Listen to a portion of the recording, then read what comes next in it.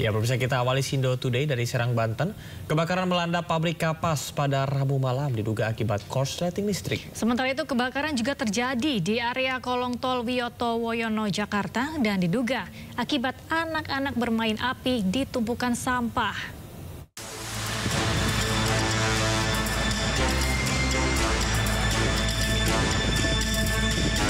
Kebakaran menimpa pabrik kapas di Desa Junti, Kecamatan Jawilan, Serang, Banten pada Rabu malam.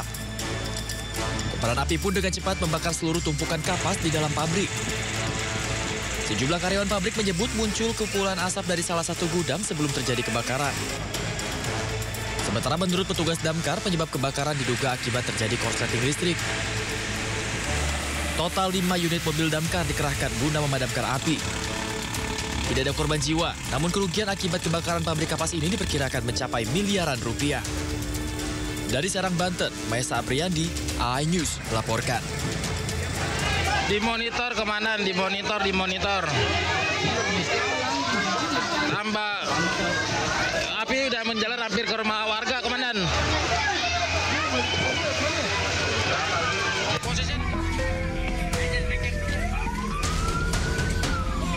Asap hitam pekat yang terlihat dari kejauhan ini berasal dari tumpukan sampah yang terbakar di kolong tol Papanggo atau tol Wiyoto Wiono, kilometer 16 Tanjung Priok, Jakarta Utara. Api berkobar dari celah-celah jalan tol sehingga para pengendara mobil yang tengah melintas dari arah Ancol menuju Kelapa Gading maupun sebaliknya tidak berani melintas sehingga menimbulkan kemacetan panjang.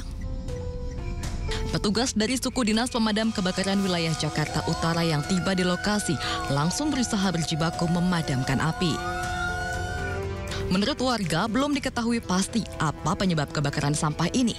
Namun diduga api muncul dari anak-anak yang bermain api di tumpukan sampah yang kemudian membesar. Sementara petugas menyebut masih menyelidiki penyebab kebakaran sampah. Kita nggak tahu dari mana yang bakar sampah pun kita nggak tahu. Katanya anak-anak yang bakar. Iya. Mana anak-anaknya siapa kita nggak tahu. Kalau penyebab awalnya masih dalam penyelidikan, tetapi di situ ada tumpukan sampah yang mengeluarkan asap dan api. Berarti apakah ada warga yang bakar sampah sebelumnya, Pak? Nah, itu lagi dalam penyelidikan. Api dapat dipadamkan 1 jam kemudian setelah 9 unit mobil pemadam beserta puluhan personil diterjunkan ke lokasi. Dari Jakarta, Rizky Falufi, iNews melaporkan. Pemirsa, polisi menangkap pelaku penculikan anak di bawah umur di Pasar Rebo, Jakarta Timur. Pelaku yang telah mengincar korban selama 1 bulan dihadiahi timah panas oleh petugas. Buka, Pak. Pak, buka aja, Pak. Oh, ditahan. Bagus ya. Saya bilang buka. Buka. Inilah detik-detik penangkapan pelaku penculikan anak di sebuah kontrakan di Jakarta Timur Selasa siang. Pelaku sempat mencoba kabur saat ditangkap dengan naik ke plafon rumah. Polisi pun terpaksa melakukan tindakan terukur lantaran pelaku tak hanya mencoba melarikan diri, tetapi juga melawan petugas. Pelaku bernama Adi Mahyanto ini berhasil diamankan usai buron selama kurang lebih 5 hari. Saat polisi masuk, didapati korban berinisial ETZ berusia 13 tahun tengah ketakutan. Kasus penculikan ini bermula, pelaku yang tinggal di wilayah yang sama dengan korban di daerah Pasar Rebo, Jakarta Timur, ternyata sudah mengincar korban selama 1 bulan. Pelaku berinisial MAM berumur 48 tahun. Berdasarkan hasil pemeriksaan sementara, pelaku sudah memantau korban 1 bulan sebelum kejadian. Kemudian pada tanggal 5 April 2025, pelaku mengontrak di samping kontrakan korban. Pada tanggal 8 April 2025, pelaku menyiapkan kontrakan baru untuk tempat eksekusi korban yang tidak jauh dari lokasi penginapan yang pertama. Kemudian pada tanggal 9 April 2025, pelaku mengajak korban untuk pergi berbelanja dan mengembalikan korban ke rumahnya. Setelah mendapatkan kepercayaan dari orang tua korban, pelaku mengulangi hal yang sama dan pada tanggal 10 April 2025, pelaku berhasil menculik korban dan tidak kembali lagi ke rumahnya. Dari hasil pemeriksaan, pelaku mengakui mencabuli bahkan memperkosa korban sebanyak 3 kali. Hingga kini pelaku masih dilakukan pemeriksaan di Polda Metro Jaya. Pelaku dijerat pasal 328 KUHP dan Undang-Undang Perlindungan Anak. Dari Jakarta, Dan Helmi Sajangbati, iNews melaporkan. Belasan narapidana diduga dugem dan pesta narkoba di dalam rumah tahanan kelas 1 Pekanbaru, Riau. Ya, usai berita ini viral, Kepala Rutan Pekanbaru dicopot dari jabatannya.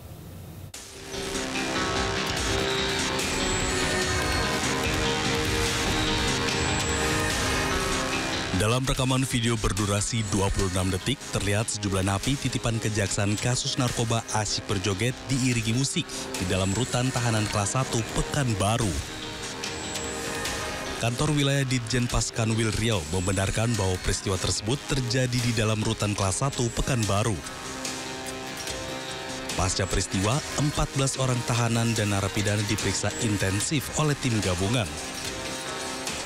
Sementara itu, buntut dari peristiwa tersebut, Kepala Rutan kelas 1 Pekanbaru dan Kepala Keamanan Rutan dicopot dari jabatannya. Sudah menarik Kepala Rutan Pekanbaru beserta KPM-nya untuk diperiksa di kantor wilayah, dan yang mereka berdua sudah saya bebas tugaskan. Yang diperiksa baru narapidana sebanyak 14 orang. Kan karena yang bertanggung jawab itu adalah Pak Karutan dan KPR, Kepala Keamanan, juga harus memperhatikan itu dan kita periksa, sementara mereka berdua harus bebas. Sementara itu, pihak kantor wilayah Ditjen Pemasyarakatan Riau kini tengah melakukan penyelidikan terkait narkoba yang didapat oleh para napi. Dari Pekanbaru, Riau, Indra Yoserizal, iNews melaporkan. Oke, balik lagi ke pembahasan kita di awal, Camar dan pemirsa. Ini kasus-kasus yang sangat meresahkan, kasus kekerasan seksual yang kemarin aja belum selesai, belum ditetapkan tersangka. Tersangka sudah, tapi diberikan hukuman belum baru dari pihak rumah sakit. Terjadi lagi ternyata di Malang. Sudah ada yang baru ya di Malang. Sudah ada yang baru di Malang. Sebenarnya kasusnya sudah lama, tahun 2022 bulan September, tapi baru berani speak up karena kasus-kasus yang kemarin baru ramai diperbincangkan. Nah, salah seorang selebgram di asal Kota Bandung berinisial Q ini mengunggah kronologi dugaan pencabulan yang dilakukan oknum dokter di salah satu rumah sakit swasta elit di Malang, Jawa Timur. Pemirsa, dalam unggahannya, Q mengaku menjadi korban oknum dokter dengan modus periksa detak jantung, namun memintanya menanggalkan seluruh pakaian selama proses pemeriksaan. Tidak hanya itu, oknum dokter juga dengan sengaja diduga menyentuh area sensitif korban dan berusaha merekam hal tersebut menggunakan ponsel saat peristiwa tersebut terjadi. Sadar akan hal itu, korban bergegas kembali mengenakan bajunya dengan alasan ingin istirahat. Meski demikian, oknum dokter tersebut tidak langsung pergi meninggalkan kamar, namun sempat bertahan di dalam kamar hingga 1 jam. Dan melaporkan si oknum dokter ini secara pidana Undang-Undang TPKS. Oke, yang jelas kerugian secara mental ya, kerugian imaterial ya yang jelas ya. Karena ini kejadian tahun 2022. Tahun 2022 sampai sekarang udah 3 tahun. Bayangkan bagaimana rasanya, bagaimana trauma yang dihadapi korban selama 3 tahun ini memendam karena takut untuk speak up. Yang pada akhirnya hari ini korban speak up, kemarin ya korban speak up mengeluarkan unek-uneknya.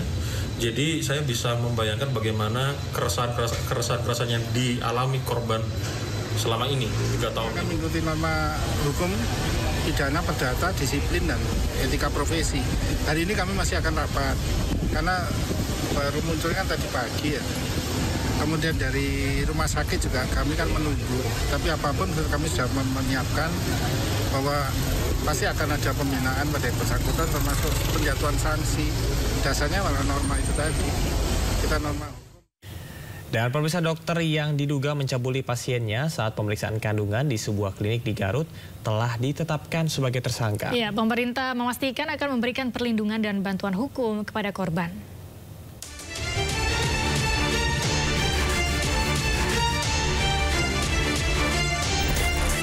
Dokter yang diduga mencabuli pasiennya saat pemeriksaan kandungan berhasil ditangkap jajaran Polres Garut, Jawa Barat. Pelaku pun langsung diperiksa intensif oleh Unit Perlindungan Perempuan dan Anak Satreskrim Polres Garut. Hingga kini ada 2 korban yang sudah melaporkan perbuatan pelaku. Kebetulan pelapor ini datang, dengan adanya viral itu, ada salah satu korban yang datang ke kantor untuk melaporkan perbuatan yang bersangkutan. Ya, akhirnya kita terima dan kita dalamin atas laporan tersebut dan kita sudah amankan.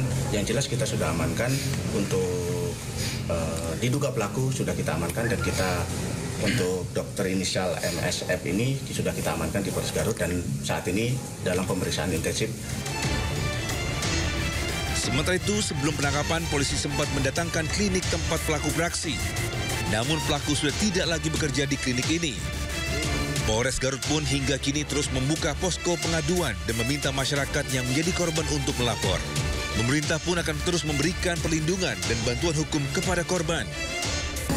Berkoordinasi juga dengan unit P3A kami yang berada di sana sudah sejauh mana yang dilakukan, kemudian upaya yang bisa kita lakukan paling cepat adalah melakukan perlindungan terhadap korban, apa yang dibutuhkan, pemulihan psikologisnya dan sebagainya.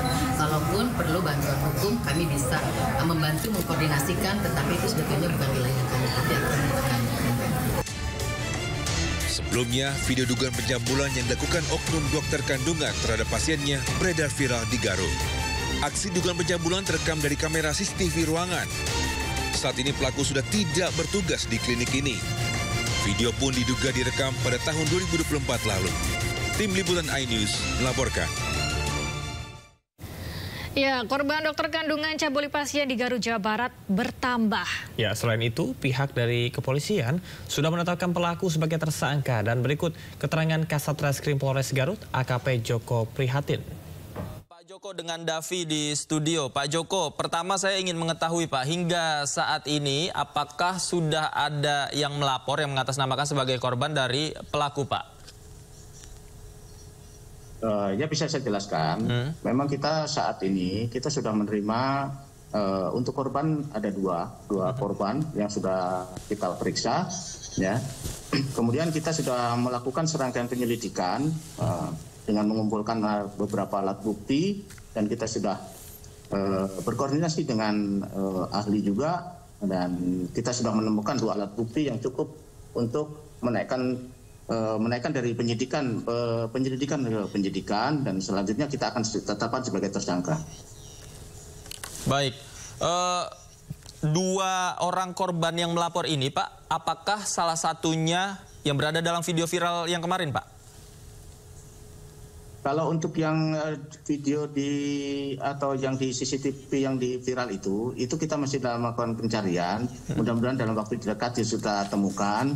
Kita masih melakukan pencarian di mana korban tersebut dan siapa namanya dan di mana keberadaan kita masih melakukan pencarian. Namun demikian kita tidak terpaku dengan yang video viral tersebut. Kita menemukan atau kita bergerilya, kita melakukan sosialisasi ke masyarakat yang merasa menjadi korban atau pelecehan dari MSF ini.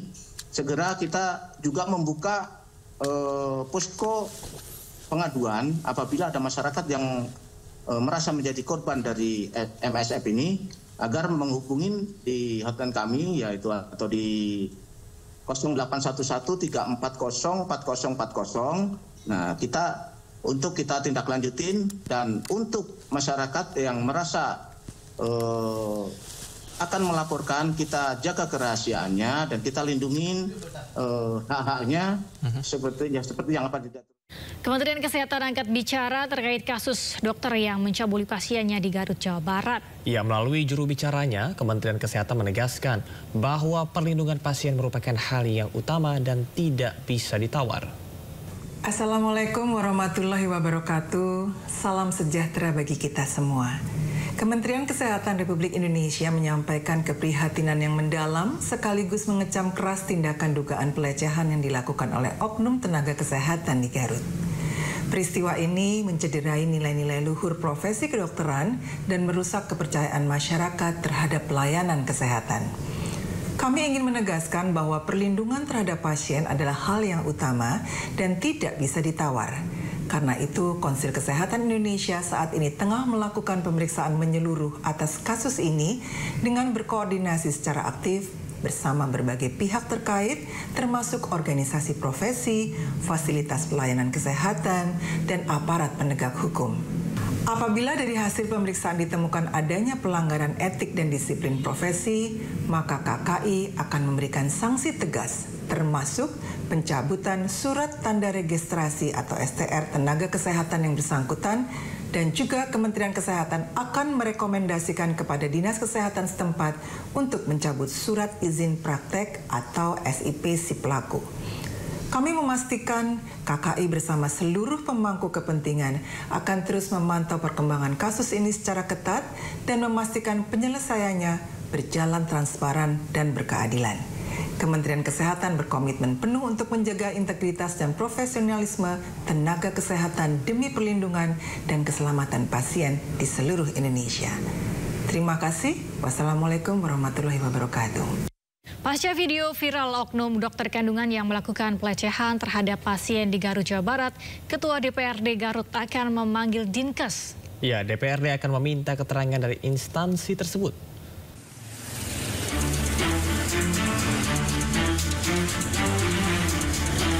Pasca video viral oknum dokter kandungan yang melakukan pelecehan terhadap pasien di sebuah klinik di Garut, Jawa Barat, Ketua DPR Garut akan memanggil Dinas Kesehatan Garut untuk meminta keterangan terkait kasus tersebut.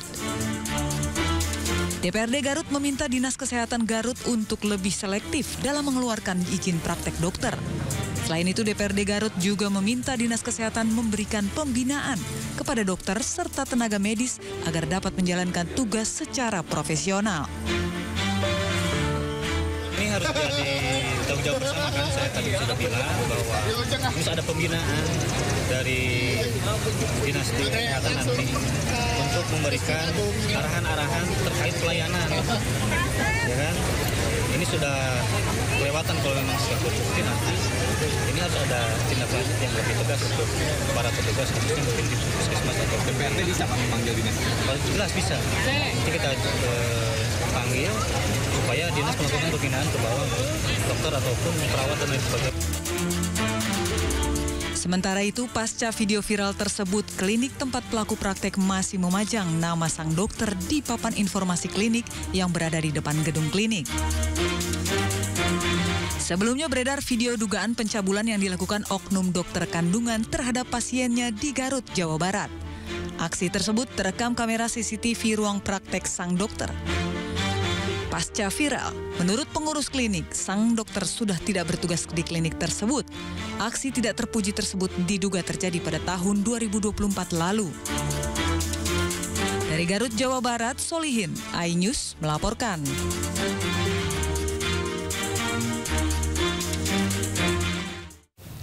Kejaksaan Tinggi Jawa Barat menunjuk 4 jaksa penyidik untuk menangani kasus dugaan pemerkosaan yang dilakukan Dokter Residen PPDS Priguna Anugrah Pratama terhadap pasien dan keluarga pasien di Rumah Sakit Hasan Sadikin, Bandung, Jawa Barat.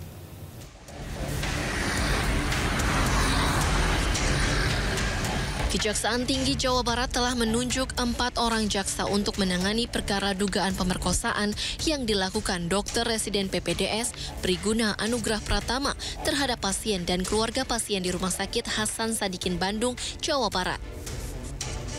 Selain itu, pihaknya telah menerima surat pemberitahuan dimulainya penyidikan atau SPDP dari penyidik Reskrim Polda Jawa Barat terkait dengan perkara tersebut pada akhir Maret 2025. Berkas laporan segera diteliti ke 4 jaksa yang telah ditunjuk. Kemudian hasilnya akan disampaikan dalam beberapa hari berikutnya. Kajati telah menunjuk 4 orang jaksa untuk menangani perkara tersebut, di mana dari 4 orang jaksa tersebut ada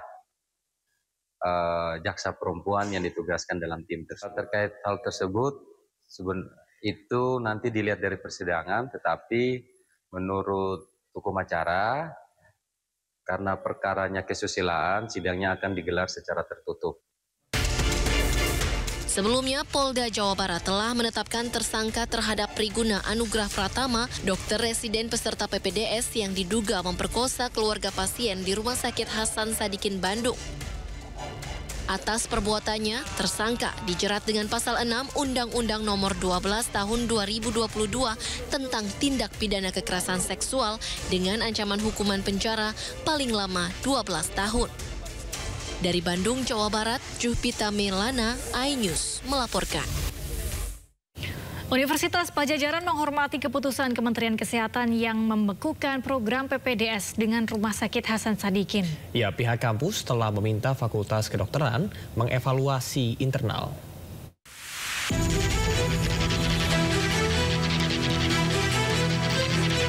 Pihak Universitas Padjadjaran menghormati keputusan Kementerian Kesehatan yang membekukan program PPDS antara Universitas Padjadjaran dengan Rumah Sakit Hasan Sadikin, Bandung.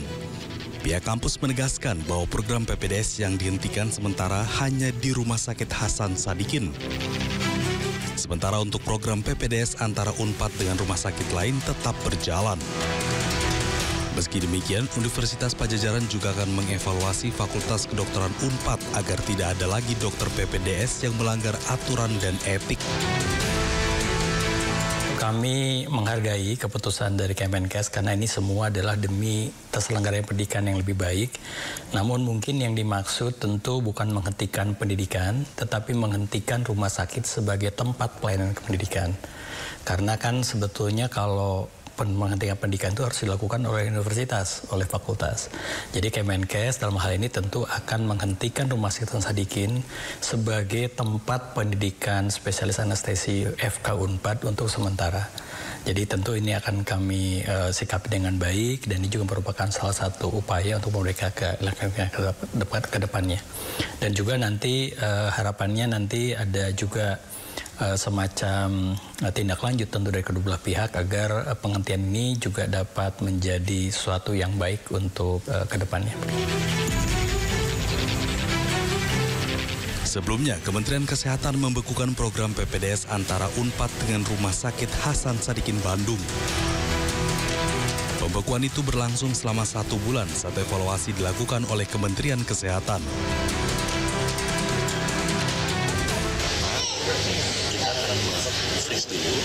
Anestesi di fakultas untuk lihat penanganannya mana kita perbaiki sambil jalan kita mau mengasah dari Kemenkes yang sudah dia ketiga ini kan bisa dicegah, ini kan masalah kejiwaan. Nah sekarang Kemenkes mewajibkan semua yang mau masuk harus tes.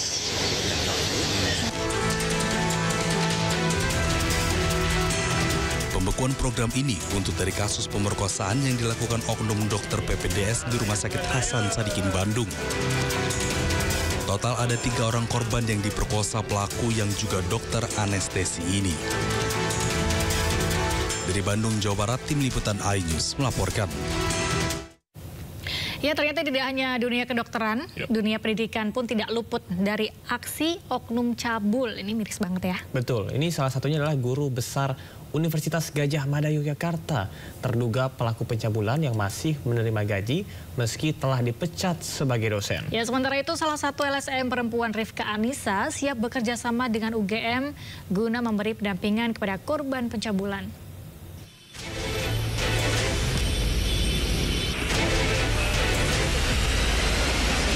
Guru Besar Fakultas Farmasi Universitas Gadjah Mada atau UGM Yogyakarta EM yang telah dipecat sebagai dosen akibat terbukti melakukan pencabulan terhadap mahasiswinya masih menerima gaji. EM masih menerima gaji lantaran statusnya masih menjadi PNS dan menjabat guru besar. Sementara itu pemeriksaan pelanggaran disiplin kepegawaian terhadap EM oleh tim pemeriksa UGM segera dilakukan. Pemeriksaan inilah yang nantinya menentukan nasib status PNS EM. Berarti karena masih PNS dan guru besar tetap dapat gaji ya Pak? Ya, dari aspek legal kita perlu lihat ya, kan ada asas praduga tak bersalah. Jadi sampai terbukti dia terbalik, baru kemudian hak dan kewajibannya dihentikan.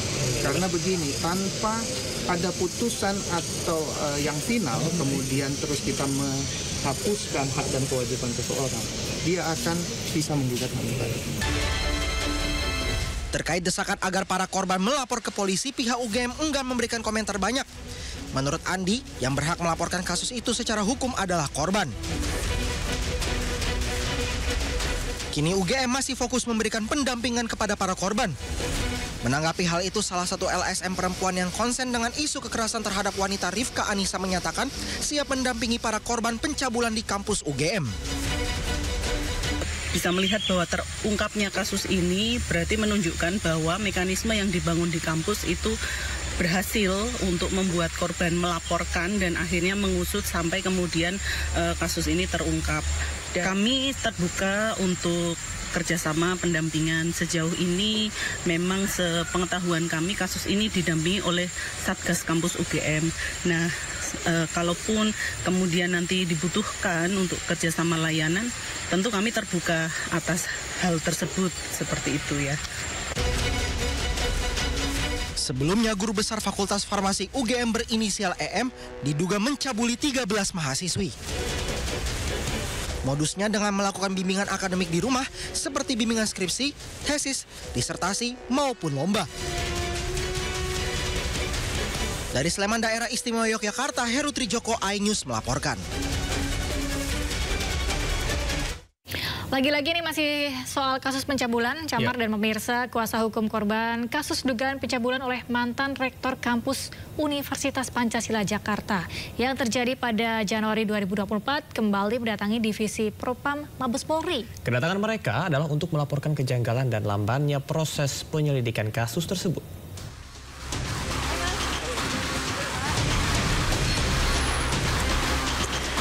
Kasus dugaan pencabulan yang diduga dilakukan oleh mantan rektor Universitas Pancasila, Edi Tut Hendratno, diklaim kuasa hukum korban berjalan lamban dan syarat kejanggalan. Temuan kejanggalan itu pun telah dilaporkan ke Bid Propam Polda Metro Jaya pada Rabu siang, dilaporkan ke Divisi Propam Mabes Polri. Beberapa kejanggalan tersebut yaitu adanya 2 SPDP atau surat perintah dimulainya penyidikan yang diterbitkan penyidik Polda Metro Jaya untuk 1 orang terlapor. Hal tersebut diketahui ketika tim kuasa hukum korban RZ dan DF berkoordinasi ke pihak Kejati ke Jakarta. Tak hanya itu, penyidik Polda juga dinilai tidak kooperatif dengan kuasa hukum korban karena kerap berkomunikasi dengan korban tanpa sepengetahuan kuasa hukum. SPDP yang kedua itu mereka dengan nomor yang berbeda, tetapi rujukannya katanya dari SPDP yang pertama. Tetapi itu menurut kami janggal karena kami sendiri sebagai selama ini menjadi kuasa hukum baru pernah mendengar satu kasus satu orang yang sama itu SPDP-nya dua SPDP. Diketahui dugaan pencabulan oleh mantan rektor UP, Edi Tut Hendratno, terjadi pada awal tahun 2024 lalu dengan 2 korban staf kampus berinisial RZ dan DF dan telah membuat laporan ke Polda Metro Jaya. Edi sendiri telah menjalani pemeriksaan dan status kasusnya telah dinaikkan ke tahap penyidikan usai digelar perkara. Polisi telah menemukan unsur pidana dalam peristiwa tersebut berdasarkan kumpulan informasi, fakta, dan lainnya. Namun hingga kini, Edi belum ditetapkan sebagai tersangka. Dari Jakarta, Helmi Sajangbati, iNews melaporkan. Beralih ke informasi lain, pemirsa, kabar duka datang dari dunia advokat tanah air. Pengacara senior Hotma Sitompul meninggal dunia setelah sempat menjalani perawatan intensif di Rumah Sakit Cipto Mangunkusumo, Jakarta Pusat.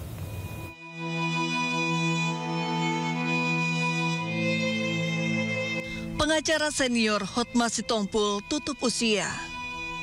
Hotma mengembuskan napas terakhir di Rumah Sakit Cipto Mangunkusumo, Kencana, Jakarta pada pukul 11:15 WIB.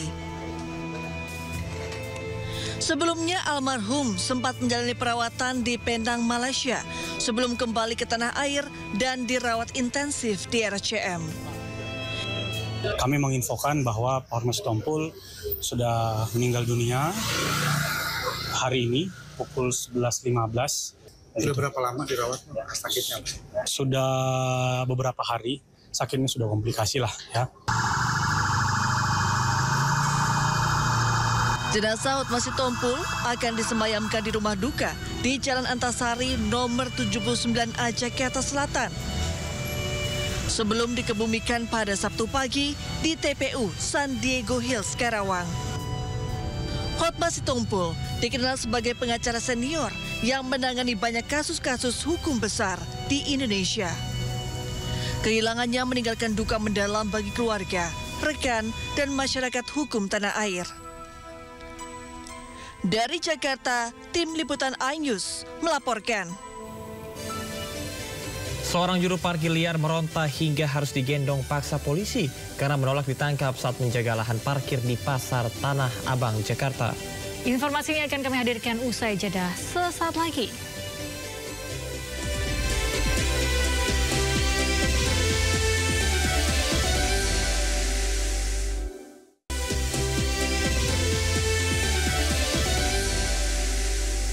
Pemirsa, terima kasih Anda masih di Sindo Today bersama saya Camar Henda dan Galuh Pandu. Seorang juru parkir liar meronta hingga harus digendong paksa polisi karena menolak ditangkap saat menjaga lahan parkir di Pasar Tanah Abang, Jakarta Pusat. Razia digelar menyusul viralnya video seorang pengunjung yang terkejut dimintai tarif sebesar Rp60.000 untuk jasa parkir liar.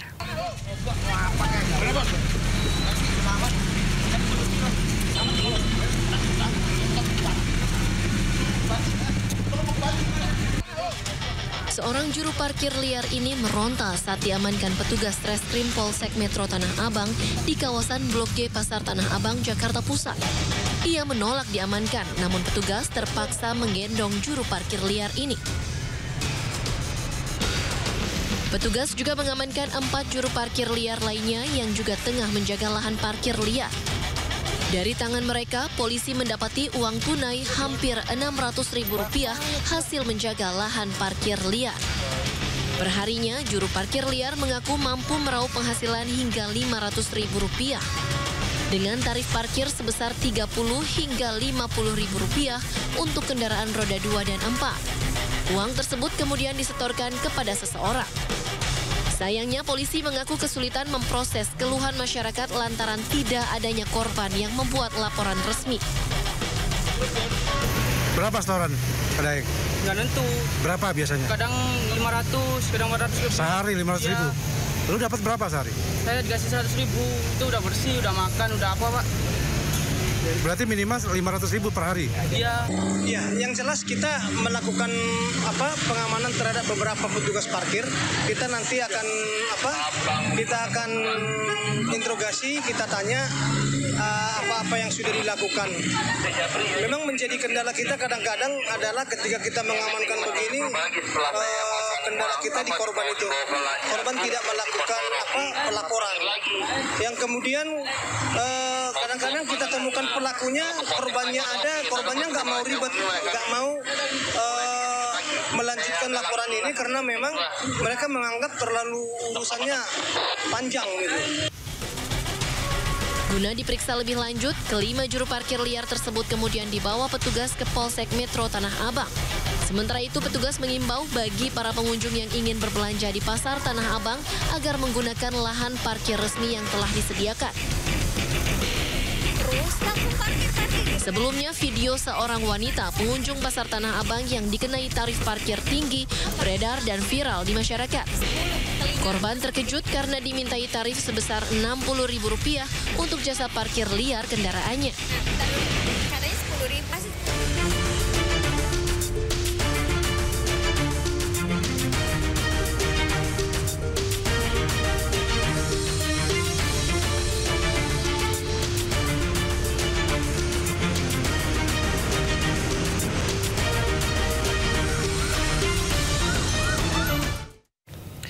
Dan pemirsa, selanjutnya kami akan mengajak Anda untuk mengetahui pantauan lalu lintas hari ini di sejumlah wilayah melalui pantauan CCTV Korlantas Polri. Ya, kita akan bergabung dengan Brigadir Putri Cikita di studio NTMC Polri. Halo Brigadir Putri, bagaimana pantauan arus lalu lintas di sejumlah titik di wilayah Indonesia melalui pantauan CCTV? Terima kasih rekan Camar dan juga rekan Galuh, dan selamat pagi pemirsa. NTMC Polri kembali hadir untuk menemani aktivitas pagi hari Anda. Kami berikan informasi seputar kondisi arus lalu lintas lewat pantauan CCTV NTMC Korlantas Polri. Baik, langsung saja kita menuju ke titik yang pertama, tepatnya di Slipih Palmera, Jakarta Barat. Lalu lintas pagi hari ini dari arah Semanggi akan menuju ke arah Grogol terpantau sudah mengalami antrian kendaraan yang cukup panjang. Terjadi perlambatan kecepatan kendaraan imbas dari terus meningkatnya jumlah volume kendaraan di jam berangkat perkantoran pagi hari ini. Sementara untuk lalu lintas dari arah Semanggi akan menuju ke arah Petamburan juga mengalami hal yang sama. Dan untuk lalu lintas dari arah Semanggi yang akan menuju ke arah Pejompongan ataupun ke arah Cawang terpantau masih normal lancar. Kecepatan kendaraan terlihat masih ditempuh pengendara dalam batas normal. Dan untuk di tol dalam kota Cawang Grogol, lalu lintas pada pagi hari ini juga masih terpantau mengalir lancar. Harap para pengendara untuk tetap waspada dengan tidak menerobos jalur berlawanan arah dan dihimbau kepada para pengendara untuk berhenti di belakang garis stop. Selanjutnya kita menuju ke CCTV di kawasan Pospol Simpang Sadang, Jawa Barat. Lalu lintas dari arah Cikopo atau Cikampek yang akan menuju ke arah Purwakarta dan arah sebaliknya terpantau masih normal lancar. Sedikit mengalami antrian kendaraan hanya menjelang traffic light, selepasnya lalu lintas dapat berjalan normal kembali. Begitupun untuk lalu lintas dari arah Cikopo atau Cikampek yang akan menuju ke arah Subang ataupun ke arah Cirebon. Dan untuk lalu lintas di arah tol Cipularang yang akan menuju ke arah Subang atau Cirebon juga masih terpantau normal lancar pagi hari ini. Kami himbau untuk mengecek kembali kondisi fisik kendaraan serta kelengkapan surat-surat kendaraan Anda dan patuhi aturan dalam berlalu lintas. Selanjutnya kita akan melihat kondisi arus lalu lintas pagi hari ini dari kawasan Pospol Cisanggarung, Cirebon. Lalu lintas dari arah Cirebon yang akan menuju ke arah Semarang terpantau masih mengalir lancar, cenderung lengang pada pagi hari ini. Dihimbau kepada para pengendara untuk tetap berhati-hati dan waspada mengingat jalur ini terdapat aktivitas rutin masyarakat yaitu pasar yang cenderung memakan badan jalan dan juga antisipasi kendaraan yang keluar masuk kawasan pasar tersebut. Dan terakhir pemirsa, kita akan melihat kondisi arus lalu lintas di kawasan Pasar Lemabang, Palembang, Sumatera Selatan. Lalu lintas dari Jalan RE Marta Dinata yang akan menuju ke arah Pasar Kuto atau Pelabuhan Bom Baru dan arah sebaliknya terpantau masih cukup lancar. Begitupun untuk lalu lintas dari Jalan Bambang Utoyo yang akan menuju ke Jalan RE Marta Dinata juga pagi hari ini terpantau ramai namun masih lancar. Ramainya kendaraan di kawasan ini didominasi dengan kendaraan pribadi roda 2. Dihimbau kepada para pengendara untuk tetap berhati-hati dikarenakan jalur yang mengarah ke Surabaya terdapat banyaknya aktivitas masyarakat karena adanya pasar. Sementara berdasarkan data IRSMS Korlantas Polri, angka kecelakaan lalu lintas di Indonesia 1 kali 24 jam terjadi sebanyak 227 kecelakaan lalu lintas dengan rincian 18 meninggal dunia, 35 luka berat, 303 luka ringan. Dari 227 kasus tersebut, 99% terjadi di jalan non-tol. Untuk itu kami himbau kepada seluruh pengendara agar selalu tertib dalam berlalu lintas. Dan untuk mendapatkan informasi seputar kondisi arus lalu lintas lainnya, kami siap melayani Anda di call center kami 1500669 ataupun layanan SMS Center di 9119. Stop pelanggaran, stop kecelakaan, keselamatan untuk kemanusiaan, dan salam presisi. Kembali ke rekan-rekan di studio, terima kasih dan selamat pagi. Terima kasih Brigadir Putri Cikita atas laporannya. Selamat bertugas kembali dan salam presisi.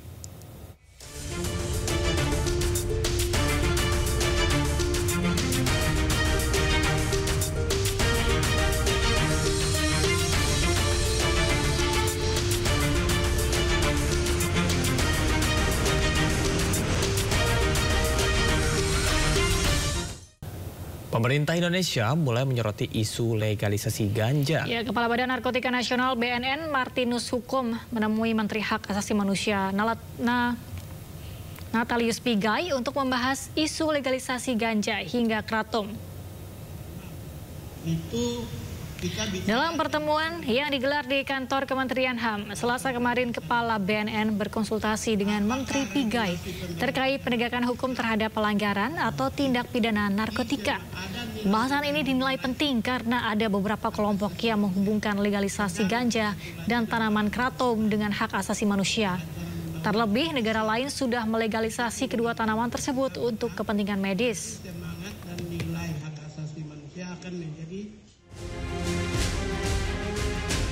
Meski demikian, Menteri Pigai mengatakan pihaknya menolak legalisasi ganja dan kratom karena dinilai tidak sejalan dengan hukum konstitusi HAM internasional. Pigai juga memastikan nilai-nilai dan prinsip hak asasi manusia akan menjadi poin penting yang diperhatikan dalam revisi Undang-Undang Narkotika.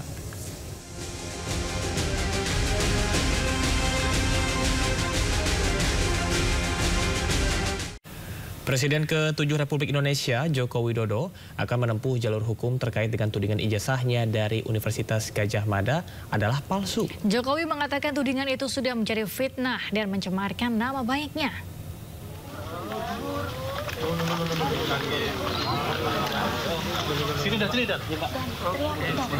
Menjawab tudingan ijazah palsu, Joko Widodo sempat menunjukkan seluruh ijazah dirinya, mulai sekolah dasar hingga kuliah kepada seluruh awak media yang datang ke rumahnya. Namun Presiden ke-7 Indonesia tersebut meminta seluruh awak media untuk tidak mengabadikannya. Atas polemik ini, Joko Widodo akan mempertimbangkan membawanya ke ranah hukum dan dirinya siap menunjukkan ijazah asli jika diminta hakim pengadilan. Jokowi menambahkan bahwa pihak-pihak yang menuntut dirinya tidak berwenang mengatur dirinya terkait penunjukan ijazah aslinya. Tidak ada kewajiban dari saya untuk menunjukkan itu kepada mereka. Dan juga tidak ada kewenangan mereka untuk mengatur saya untuk menunjukkan ijazah asli yang saya miliki. Jadi sudah sangat jelas, kemarin di UGM juga sudah memberikan penjelasan yang gamblang dan jelas. Dan yang ketiga, saya mempertimbangkan karena ini sudah menjadi fitnah di mana-mana, pencemaran nama baik, saya mempertimbangkan untuk melaporkan ini, membawa ini ke ranah hukum. Ya pemirsa, sebelumnya tim kuasa hukum Presiden ke-7 Joko Widodo Rifai Kusumanegara menyebutkan kepada media bahwa penggugat ijazah Joko Widodo hanya memojokkan pribadi Jokowi, bukan mencari kebenaran. Kami tim hukum sudah mengkaji dan sepakat untuk tidak menunjukkan ijazah aslinya. Sekalipun kami semua sudah melihat langsung secara fisik ijazah asli tersebut. Ya. Dan dalam persidangan juga, beberapa persidangan dinyatakan juga oleh kuasa hukum penggugat, tolong tunjukkan kan begitu ya. Dan tidak dikabulkan oleh hakim. Karena memang dari awal kami sudah melihat ini permintaan ini bukan untuk menguji kebenaran, lebih kepada untuk memojokkan dan kepentingan-kepentingan lainnya. Dan terbukti, ya kajian kami terbukti pada saat kemarin dengan etikat baik pihak rektor dan dekan menunjukkan baru salinannya sebagai pihak yang berwenang lah, yang menerbitkannya. Yang terjadi bukan selesai, tapi yang terjadi adalah muncul isu baru, font lah, foto lah. Jadi ini sudah sesuai dengan dugaan kami. Sehingga kami melihat ini hanya sekedar jebakan BP. Tapi apapun itu kami menghormati, menghargai langkah yang dilakukan oleh pihak UGM sebagai lembaga penerbit. Ya, mungkin etikatnya baik agar isu ini selesai, gitu ya. Tapi betul dugaan kami yang terjadi adalah semakin snowball. Gitu. Jadi sekali lagi kami bukannya tidak mau menunjukkan, tapi sepanjang diminta oleh perintah pengadilan, oleh penegak hukum. Termasuk misalnya, andai kata kita juga melakukan upaya hukum, maka dengan sendirinya KPK terus menyelidiki dugaan korupsi dana hibah untuk kelompok masyarakat di lingkungan Provinsi Jawa Timur dengan menggeledah 7 lokasi sejak 14 April lalu. Juru bicara KPK, Tessa Mardika Sugiarto mengatakan penyidik menyita sejumlah barang bukti berupa dokumen dalam penggeledahan. Namun tidak spesifik disampaikan barang bukti elektronik dan dokumen tersebut disita dari mana. Tessa menjelaskan setidaknya sudah ada 7 lokasi yang digeledah sejak 14 April 2025. 2 diantaranya adalah rumah kediaman mantan Ketua DPD Lanyala Mahfud Mataliti di Surabaya dan kantor KONI Provinsi Jawa Timur. Sampai dengan hari ini, penyidik telah melakukan kegiatan penggeledahan sekitar hari Senin ada 3 lokasi di kota Surabaya. 2 lokasi merupakan 3 lokasi adalah rumah pribadi. Ada 3 lokasi yang merupakan rumah pribadi. Salah satunya merupakan rumah yang tadi disebut saudara LN. Hari Selasa atau kemarin telah dilakukan kegiatan penggeledahan di 1 lokasi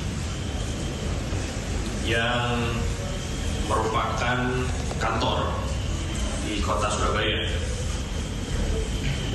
Untuk hari ini ada penggeledahan di 3 lokasi.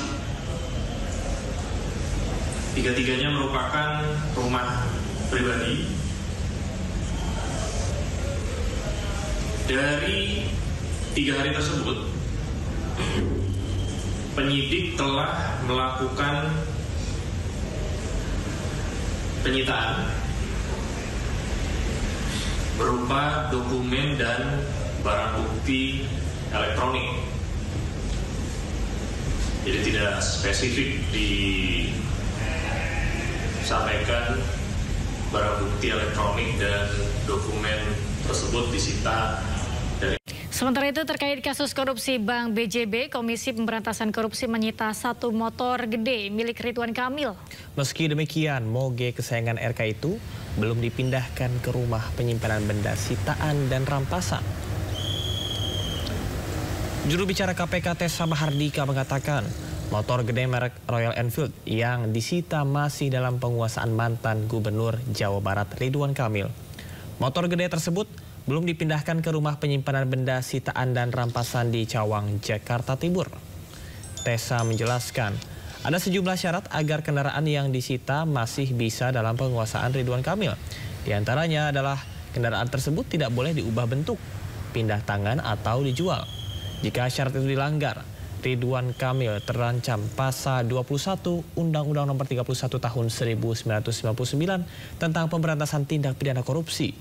Pasal tersebut berkaitan dengan pasal perintangan penyidikan dan terancam hukuman pidana penjara. KPK resmi menetapkan 5 orang tersangka terkait dengan dugaan korupsi pengadaan iklan di Bank BJB, diantaranya termasuk Yudi Renaldi, mantan Dirut Bank BJB, dan Widi Hartoto, pemimpin divisi Corporate Secretary BJB.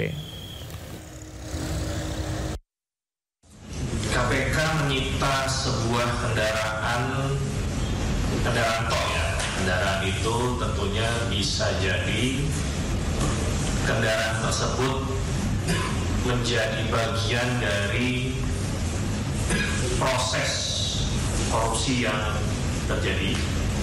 Apakah itu dalam sarana sebagai sarana, atau juga kendaraan tersebut merupakan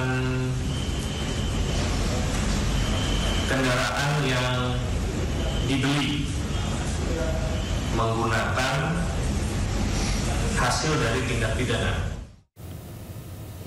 Ya, pemirsa, Ketua Umum Partai Golkar Bahlil Lahadalia angkat bicara soal kadernya Ridwan Kamil yang tengah disorot setelah rumahnya digeledah dan motornya disita KPK terkait korupsi Bank BJB. Bahlil menyerahkan sepenuhnya proses hukum kepada aparat penegak hukum. Kami dari DPP Partai Golkar menghargai proses hukum yang ada. Kami serahkan semua proses hukum kepada yang berwenang. Namun kami juga sebagai warga negara harus menghargai asas praduga tak bersalah. Biarlah semua itu kita lihat berproses. Demikian. Kejaksaan Agung telah menetapkan total 8 tersangka dalam kasus dugaan suap vonis lepas terdakwa korporasi kasus korupsi ekspor CPO. Kejagung tidak menutup kemungkinan adanya tersangka baru dalam kasus ini.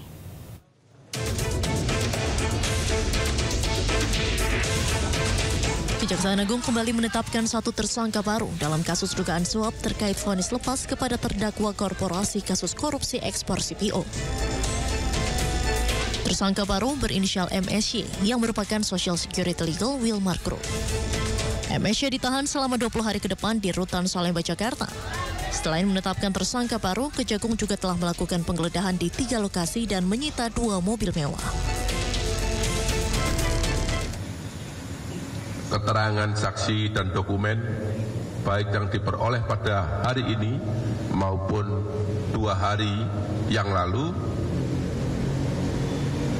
penyidik menyimpulkan telah ditemukan 2 alat bukti yang cukup sehingga pada malam ini menetapkan 1 orang tersangka atas nama MSY. Ya, atas nama MSY, di mana yang bersangkutan sebagai Social Security Legal Wilmar Group. Terhadap tersangka dilakukan penahanan 20 hari ke depan terhitung mulai hari ini di Rutan Salemba, Cabang Kejaksaan Agung Republik Indonesia berdasarkan surat penahanan nomor 28 tanggal 15 April 2025. Dengan demikian, Kejagung saat ini telah menetapkan sebanyak 8 tersangka dalam skandal suap vonis lepas kasus minyak goreng. Ketujuh tersangka sebelumnya terdiri dari 4 hakim, 1 panitera, dan 2 pengacara. Dari Jakarta, tim liputan iNews melaporkan. Pada tahun 2022, Indonesia mengalami krisis minyak goreng. Kemudian bulan April 2022, Presiden mengeluarkan larangan ekspor minyak sawit mentah atau CPO bagi perusahaan yang belum memenuhi Domestic Market Obligation atau DMO atau wajib menjual ke pasar domestik sebesar 20%. Permata Hijau Group, Wilmar Group, dan Musim Mas Group tetap ekspor CPO meski belum memenuhi DMO 20%. Pemberian fasilitas ekspor kepada 3 korporasi diadili di Pengadilan Tipikor pada PN Jakarta Pusat. Jaksa penuntut umum menuntut pidana ganti rugi pada 3 korporasi. Pada 19 Maret 2024, Majelis Hakim menjatuhkan vonis lepas dilepaskan dari tuntutan kepada 3 korporasi. Salah satu mitra dapur program makan bergizi gratis di Jakarta harus berhenti produksi karena merugi miliaran rupiah. Informasinya usai jeda, tetaplah di Sindo Today.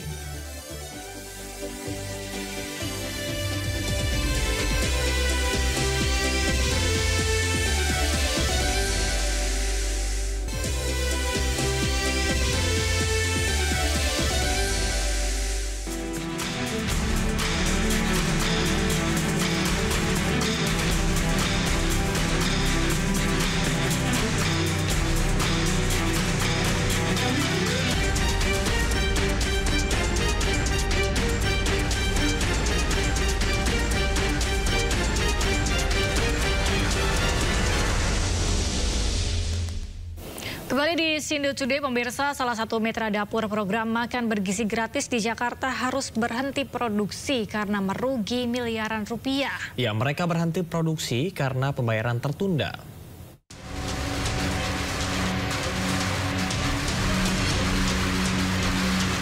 Beginilah kondisi mitra dapur program makan bergizi gratis di kawasan Kalibata, Jakarta Selatan. Mereka harus berhenti operasi lantaran merugi akibat pembayaran program ini tertunda. Selama ini untuk memenuhi persyaratan terkait bangunan dan perlengkapan, mitra usaha telah mengeluarkan modal sendiri dengan nilai mencapai 2 miliar rupiah. Tak hanya itu, modal masak sendiri kerugian mencapai 950 juta rupiah.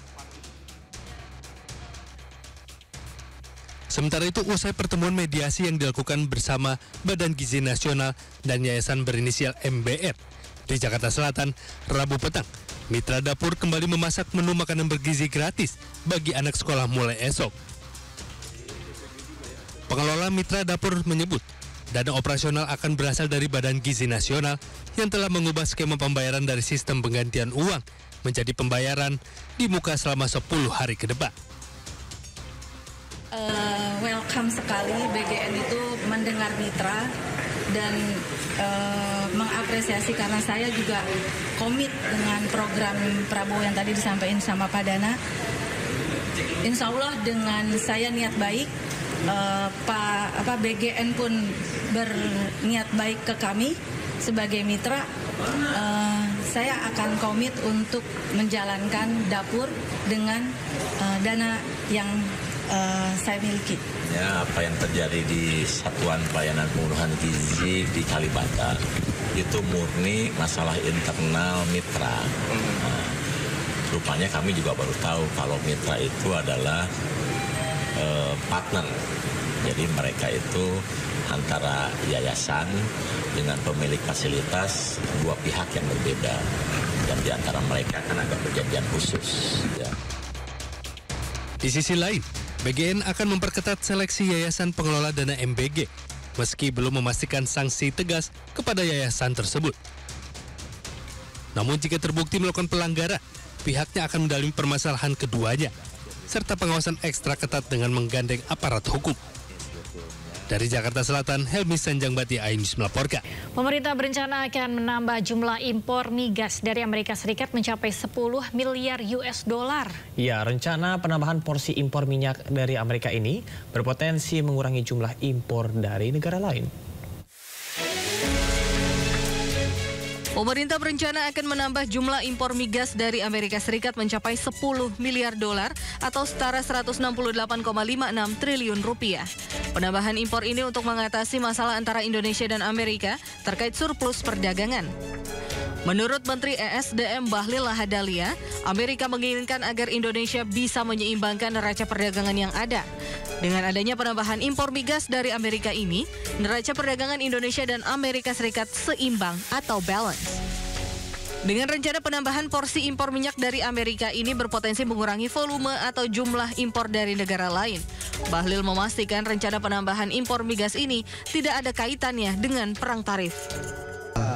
Kami mengusulkan dari SDM adalah pertama kita mengimpor sebagian minyak dari Amerika dengan menambah kuota impor kita LPG yang angkanya kurang lebih di atas 10 miliar US dollar. Kalau ini aja kita geser, maka defisit neraca perdagangan kita dengan Amerika itu tidak akan terjadi lagi. Neraca kita balance. Ini yang kita akan lakukan. Jadi nggak ada kaitannya dengan critical mineral, dengan perang tarif ini. Bahlil memastikan rencana peningkatan impor migas asal Amerika ini telah sesuai dengan perintah Presiden Prabowo Subianto yang menginstruksikan kepada menterinya agar melihat potensi komoditas yang bisa dibeli dari Amerika. Pertamina masih menunggu arahan resmi pemerintah terkait rencana peningkatan impor LPG dan minyak mentah dari Amerika Serikat. Pertamina menyebut saat ini impor minyak mentah dari Amerika Serikat berkisar 4% dari total komposisi impor minyak mentah Indonesia. Sementara itu impor LPG dari Amerika mencapai 57%. Nantinya, jika terdapat kebijakan baru pemerintah menyusul kebijakan tarif impor Amerika, Pertamina akan melakukan kajian internal untuk membandingkan nilai ekonomi impor dari Amerika dengan potensi impor dari negara lain.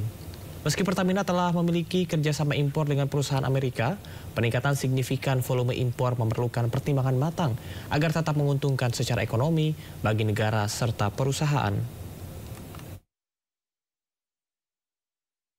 Sampai saat ini Pertamina masih menunggu arahan dan kebijakan pemerintah. Kita akan tunggu kajian dari pemerintah, tapi sebagai informasi saja bahwa Pertamina saat ini sudah memiliki kerjasama pengadaan crude, LPG dan juga LNG dengan perusahaan-perusahaan di Amerika Serikat. Besarannya untuk crude di sekitar 4% dari keseluruhan komposisi impor minyak mentah kita.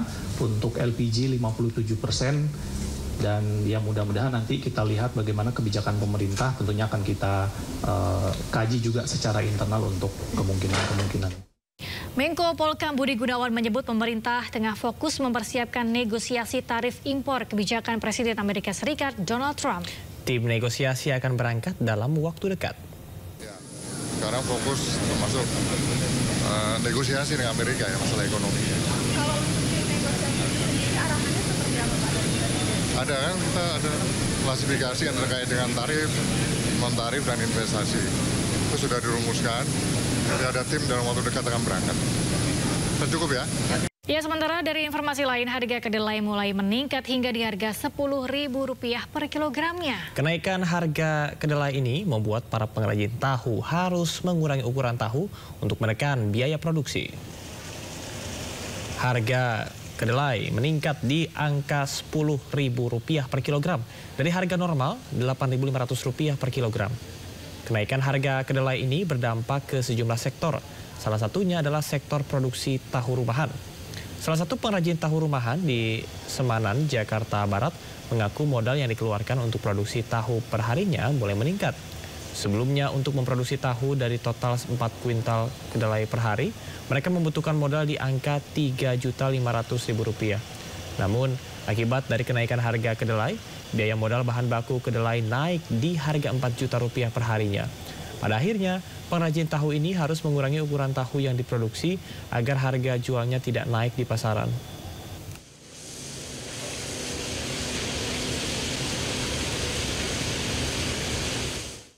Ya, kebijakan tarif impor yang diberlakukan pemerintah Amerika Serikat disebut mulai menghantam sektor UMKM di tanah air.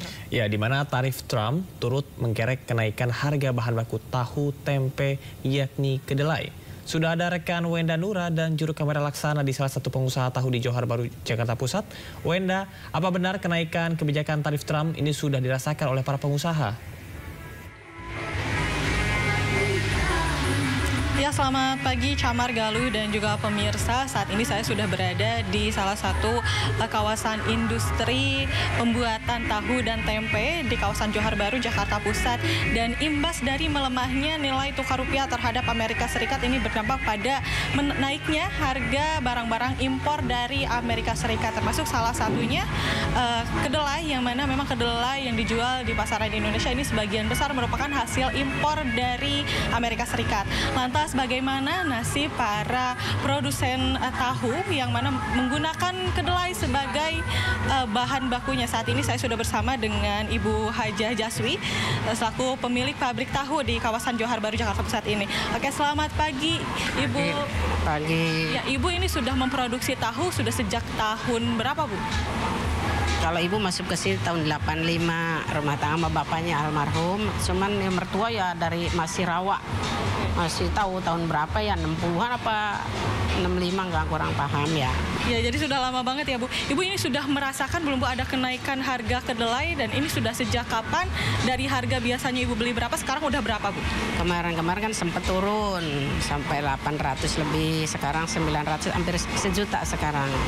Oke, sekarang udah menginjak di harga 1 juta ya, Bu. Lalu Ibu dengan meningkatnya harga bahan baku ini tentu biaya produksi juga semakin tinggi. Nah, Ibu bagaimana menyiasati hal tersebut, Bu? Ya, sebisa mungkin dari usahain membagi ya gitu. Jadinya repot gitu. Baginya udah minyaknya mahal, minyak sayur kan kalau tahu pakai minyak sayur. Garam juga tiba-tiba suka naik. Ibu ini ada meningkatkan harga penjualannya mungkin, Bu, atau gimana? Ya, bagaimana ntar umum biasanya suka rame-rame di naik gitu biasanya, ya sekarang sih belum ditaikin belum. Jadi belum dinaikin, terus gimana dong? Bukan ini harga kedelainya udah mulai tinggi. Ya, sebisa-bisa aja namanya ditaikin. Yang jualan juga pada mundur, yang tadi banyak yang dagang sekarang aja tinggal 4 orang, ya tadi ada 9 orang karena pendapatannya nggak nyampe, jadi tempat pada ditinggal jadinya. Ya, Ibu, satu lagi, Ibu, untuk produk kedelai, harga kedelainya ini kedelai impor sama kedelai lokal dari Indonesia ini bedanya apa sih, Bu? Dan kenapa Ibu menggunakan kedelai impor? Kan kedelai sini nggak ada. Kalau ada tahu dibeli, malah bagus. kacang sini kalau tahu, tapi kalau tempe sih nggak bisa. Jadi sebetulnya kacang kedelai lokal ini bagus, cuman memang stoknya sedikit gitu ya? Nggak ada. Oke, baik Ibu, terima kasih untuk informasinya. Iya, Camar, Galuh, dan juga pemirsa, itu dia informasi dari salah satu produsen di kawasan Johar Baru, Jakarta Pusat. Jadi memang seperti yang sudah Ibu sampaikan bahwa kedelai kita, kedelai asli Indonesia sebetulnya bagus, namun memang stoknya menipis. Dan mari kita nantikan bagaimana peran pemerintah mengatasi situasi seperti ini, dan tentunya harapannya adalah menaikkan kualitas dan juga kuantitas dari kacang kedelai lokal kita. Sementara demikian, Galuh, Camar. Baik, terima kasih rekan Wenda atas informasinya. Selamat bertugas kembali. Sebanyak 457 calon jemaah haji disabilitas akan mengikuti ibadah haji 2025. Ya, para jemaah haji disabilitas ini pun akan mendapat perhatian dan layanan khusus dari petugas penyelenggara ibadah haji.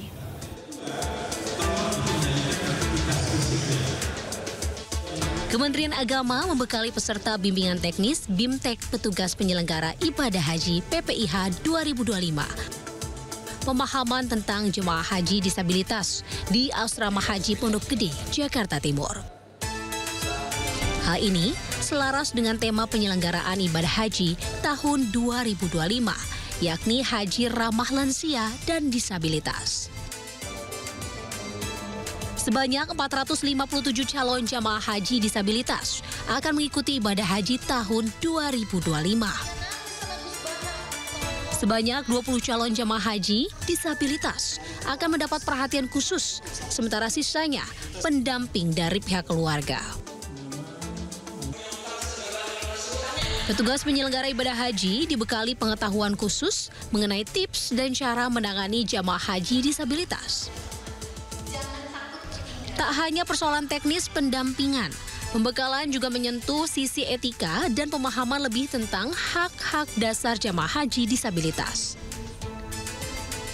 Interaksi dan komunikasi yang tepat perlu dipahami saat menghadapi jamaah haji disabilitas agar menciptakan layanan haji inklusif. Bagaimana antusiasnya peserta petugas yang mendapatkan banyak pencerahan, insight yang luar biasa. Oh iya, kalau kita nggak dikasih tahu nanti malah jadi salah pelayanan. Makanya kami berharap agar untuk lebih maksimalnya lagi, BIMTEK ini harus juga didapatkan oleh petugas haji di angkatan-angkatan yang berikutnya. SOP ketika menghadapi yang terutama adalah bentuk pelayanan, bahwa sebenarnya teman-teman di Satgas Munkar itu hanya tidak ingin merasa sendiri gitu, karena ini kan bagian dari rombongan.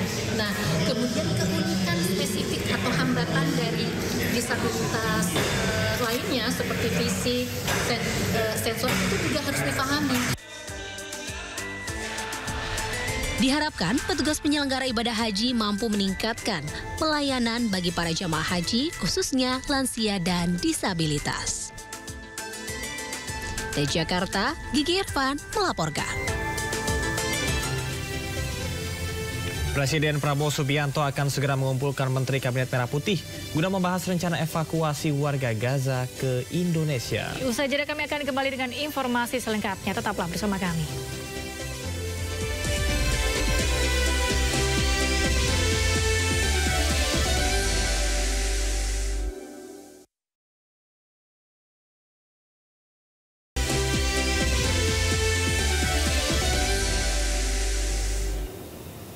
Terima kasih, Anda masih di Sindo Today. Pemirsa, Presiden Prabowo Subianto akan segera mengumpulkan Menteri Kabinet Merah Putih guna membahas rencana evakuasi warga Gaza ke Indonesia.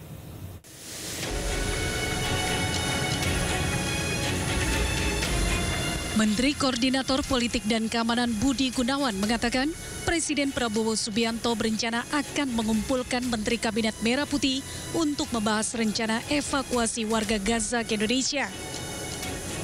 Budi Gunawan juga mengungkapkan akan ada rapat khusus terkait hal tersebut.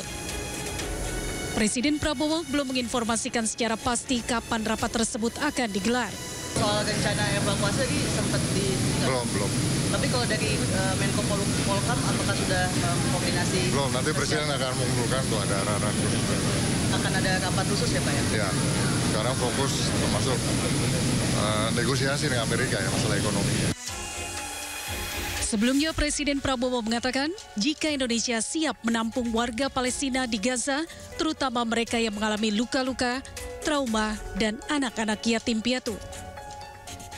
Rencana tersebut dapat berjalan jika mendapatkan persetujuan dari otoritas Palestina, pihak-pihak terkait, serta wajib memenuhi syarat yang telah ditetapkan.